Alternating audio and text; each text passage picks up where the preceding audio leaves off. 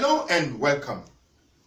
For those who have been following me, you would notice that there's no time that I've gone to social media and engage a brother of mine, either you are Igbo, from the Ikwere, Edo. There's no time I've gone on social media to engage any of my brother on any dispute whatsoever. I'm sure everybody can attest to that. But a few days ago, I had an encounter with somebody on social media, and for respect of the fact that my purpose of these videos is to unite the entire people of the Southeast region, I will not mention the person's name. But however, our discussion revealed something that gave me quite a scare, and I felt, and I'm scared as a matter of fact, because I am praying right now that we don't have many of these kind of people in the Southeast. And by Southeast, I hope by now you know I refer to the entire former South region and our Igbo brothers. Now, let me get something very clear here. Ever since I started indicating my love and alliance or affiliation with my Igbo brothers, some of my brothers have, gotten the impression that perhaps I am aligning with these people because of something that I'm looking for, or because of favors, or because of anything. But let me tell you, it is far from that. What has educated my resolve to be close to these people, I think it's a higher intelligence or a higher experience. And I pray that a lot of people from the former South region should also have this kind of intelligence and awareness. Now, I said some few days ago, I had an encounter with a brother of mine, as a matter of fact, an Urobo man. And the guy, let me just give you a preview of what happened. I went into a page, and I think it was Russell Bluejack. I wanted to know exactly what Russell Bluejack was doing. And I went into his, I went to his wall, and I discovered that virtually close to 90% of all his posts were against the Igbos, against Biafra, against Nnamdi Kanu, against IPOB. And as one with some degree of psychology, I discovered that it was like a paid venture, a paid objective, or a paid course, to prove to his paymaster that he is doing what he is paid for. And I felt so bad, because today, if I have a problem with my fellow brothers, believe me, I will not take it to social media. I would rather take the quarrel to his inbox, or in a way that I can engage that person one-on-one without necessarily having the public to know exactly that I'm quarreling with my brother. I think it takes some sort of unique, superior understanding to engage in this kind of understanding. However, this brother of mine, a fellow Urobo man, called me and said, this thing, let me use the language that we spoke. Say, this thing when you do with Igbo people, you don't know these Igbo people. These Igbo people, them bad, them bad pass Fulani people. In fact, when him they furnisher, all these IPOB people, once you just blame, once you just talk anything where this will not agree. Now so they go attack you, they go call you a fool Igbo person. Igbo people, they are bad. I can't say. So if I talk this thing for pidgin English, so that I know they struggle with the English, so that we go understand. Because I sure say this video go reach him. He said go see what they talk. He say, Igbo people them bad where? I no go fit do anything with Igbo man again. These people, that Igbo man is worse than a Fulani man. So in my head, I'm picking the picture of an average Igbo man, and I'm picking the picture of a Fulani man, and I'm trying to see how an Igbo man is worse than a Fulani man. I just couldn't place a picture. But one thing he said that really got me worried, and indeed everybody in the South, that is the Igbo man, the Urobo man, and including the parents of this idiot. So I said I don't, okay, he's my brother. Please, I take that word idiot back, because the essence is not to feud quarrel. You understand me? I pray the parents of this very young guy. He said he's over 40 years old and he has 3 kids. Believe me, if somebody in the South that is above 40 years is reasoning like this, it's terrible. He said, and I quote him word for word, he said he would rather have his neck in a Fulani chain than to remove his neck from a Fulani chain and put in an Igbo chain. Oh my goodness. Riba sanda robo shika riba sanda. Yeka sanda rabobo ye. Hi. I was so moved. I was so... What was the feeling? I just couldn't describe exactly what I felt. But if a brother of mine, an Urobo man, can say that he prefers the chain of a Fulani man to the chain of an Igbo man, something is definitely wrong. And I believe we should all be worried. So I tried to elongate the conversation just so that I pick him. Let me know where he's coming from. I said, okay, I asked him a question. I said, okay, Nnamdi Kanu is a tout. Nnamdi Kanu, forget that man. IPOB, they are all bad people. Forget that those things, nothing. I said, okay. For purpose of attempting to understand him, I said, okay. I asked him a simple question. I said, okay, what if we agree now that Igbo people are bad? To hell with them. Nnamdi Kanu is a tout. To hell with him. IPOB is a useless organization. To hell with them. Let's say everything you say is true and we now decide to jettison them. Where does that leave us now? He said, look, let me tell you, we will live. Let us stay in Nigeria and struggle here. Hey, God. I said, God. I kept quiet and I'm like, God, are you actually allowing me to see this thing and believe that we have uniquely made idiots still breathing the same air with me? And to make matters worse, this is the same man with the same language like me. I started blaming God. I said, God, why did you allow me to stay in the north and have this kind of knowledge? Because let me tell you, nobody should envy me with the kind of awareness that I have. The type of awareness that I have is a huge brick on my head. And believe me when I tell you that I find it very difficult to carry on my head. It takes a unique kind of awareness, a unique kind of understanding, a unique kind of intelligence, a higher mode of reasoning to understand that embracing the Igbo embracing the Igbo people for a greater cause is the only way that you can free yourself from a minute tribe that migrated from another land and they are into Nigeria to ensure that they cause confusion and separatism or separation amongst other tribes, such that the more we keep fueling the divisions, the more we keep engaging in these divisions, the more we keep enjoying this division, they are getting stronger and controlling us. Today we have a Nigeria where the Fulanis are in charge of military, the Fulani are in charge of oil, the Fulani are in charge of virtually almost everything. And an idiot. Oh my God, why I call this man idiot again? I said, I don't want to abuse my brother because the same man is still my brother. I will not reject my brother for whatever reason.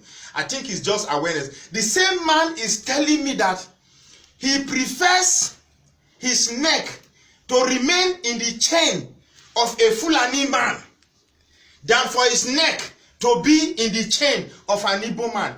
The question is, does an Igbo man have a chain in his hand? These are just mere stereotypes. An Igbo man is this. I have a neighbor, my same tribe. He said,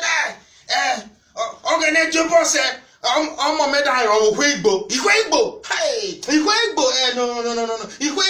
And I said, mommy, you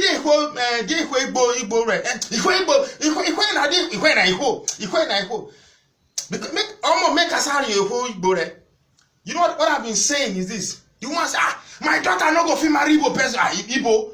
And I said, okay. So what did the Igbo people do now? Igbo forget. That's possible. Oh, no. Okay, madam. I want to know so that me too I go still know what to make What? No, just for Igbo people, not be people, not just one be people. You find that I engaged this woman for close to 10-20 minutes. Eventually, he didn't say specifically why her daughter cannot marry an Igbo person. So you find in various quarters, I've just felt that this hatred of Igbo is pure stereotype. I am not saying that Igbos are perfect. Please, I will never say that. Igbos are not, nobody is perfect. The guy said that Igbos, they are violent. In Onisha, you have violent people. Which tribe doesn't have violent people? We also have violent Urobul in Warri. That's that if they see you at night, they will rob you. If possible, kill you, shoot you, and take your money. So every tribe have their excesses. Now, let me clear this stereotype on Igbos once and for all. Now, on every street, at least 40% of all small business ventures belong to Igbos. And people interact with these shops every day. So if you have 4 shops on every street and an estimate of, let's say, 10 million shops across Nigeria, and let's say 10 people engaging in one shop every day, that's about 100 million people interacting with Igbos every day. So these are the only people that Nigerians interact more with every day. So you tend to see more of their character than any other tribe in Nigeria. And who are these people you see in shops? Barely illiterates or semi-illiterates who may not have the intellectual capacity to absorb or to represent or approach certain issues. Now the good ones among them, the intellectuals, the one with the suit and tie, you don't find them in shops. I am sure that the very few other shops that maybe you find the Hausa man, the Robo man, the Igbo man, the Doma man, they have their own intricacies, they have their own characters as well, which might also be repulsive. But beyond that, I have personal experience with these people. I've had experience with the good, the bad, and the ugly. Just as I've had the same experience with the good and the bad and the ugly of the Hausa man, the good and the bad and the ugly of the Idom, and the good and the bad of almost every tribe. So why do we need to stereotype one tribe as the worst people, the same people who will come to your land, build houses, leave investments, leave almost everything that develops a place, and when they die, most times they take them away and bury them away from their investments. So why? Why? Then finally, just to make, I'm sorry this video is delayed. I would have made this video some 5-6 days ago, but I had other pressing issues. But I just felt I need to just drop this one in so that we will move forward. Now, I want to say all the oppositions in the South, I want to doff my hat for you. No single opposition in the South is better or bigger or more proactive than the other. We have the IPOB, we have MASOB, we have Lower Niger Congress, we have Niger Delta militants. Now, Lower Niger Congress, I had about 3 hours communication with Tony Nadi. I had very lengthy discussion with him. And believe me, everything he's doing is good, very, very good.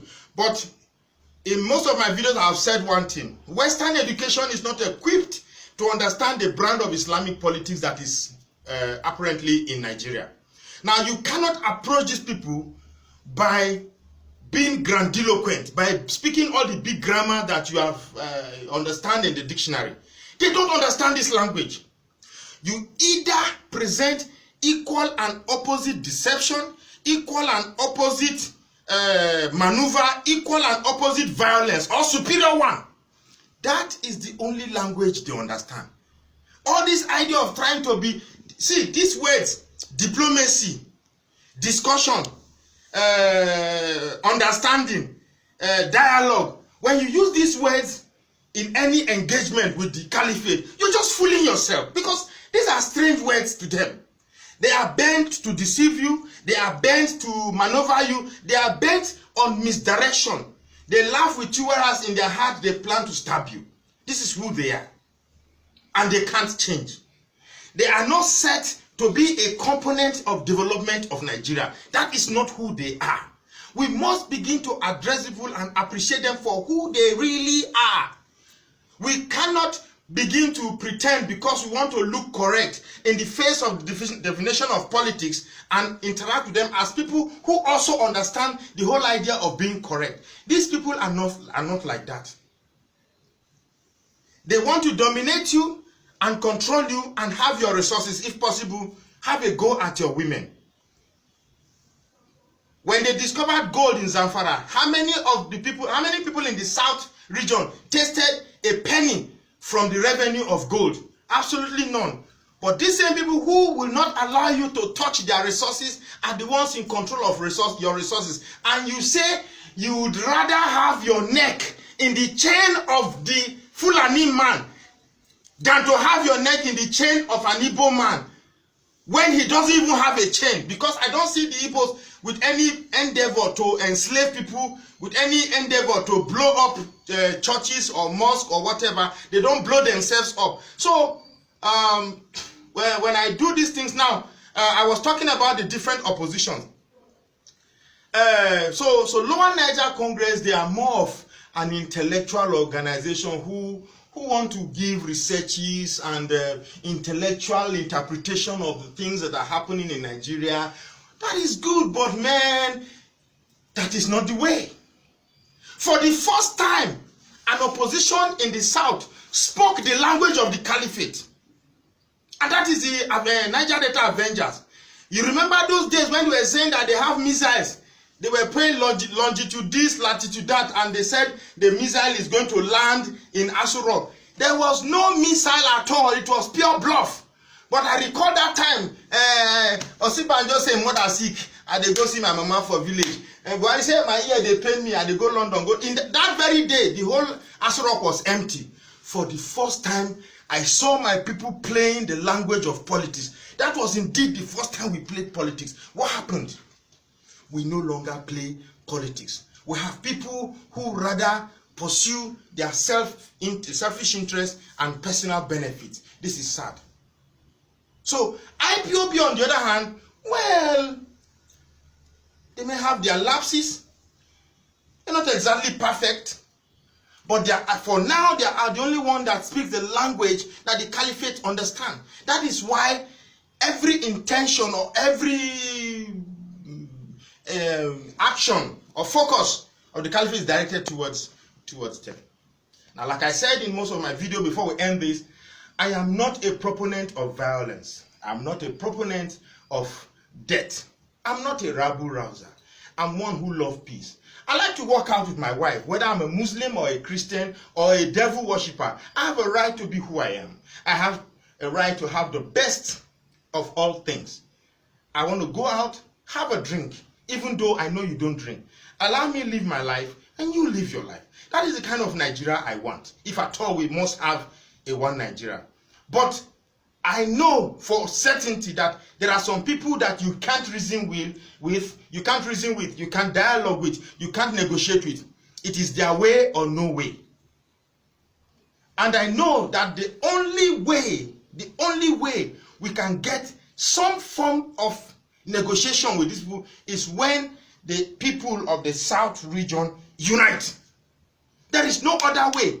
If you're talking about Niger Delta Republic, that is individualization. It won't work. If you are talking about Biafra only for Igbos, that is individualization. It will not work. The only way we can redeem ourselves is when we begin to stop this idea that Igbo man is this, Igbo man is that. And if you're an Igbo too, you should learn to keep your shoulders down. Come down from your high horse. Let everybody be one. Nobody pass anybody. Nobody pass anybody. All of us will be one. No senior brother, no junior brother. Make all of us be one. This yeye thing all of us they fool ourselves. They spend energy, they fight ourselves every day. Fulani don't dey inside your village. For your own town, you no fit waka. You no fit do anything. You dey fear inside your own town. Your own bush, where you supposed to be past everything. Fulani live desert. Now they come dey control your bush. This thing no reach to shame. Na big shameful thing be this. So make it for no be say we don't know what you they talk. Make it no come too long, come dey boring. We don't talk our own finish. Like I said, they talk am. Do you know me like talk say if you talk, you die. You no talk, you die. So it is better to talk and die. Bye-bye.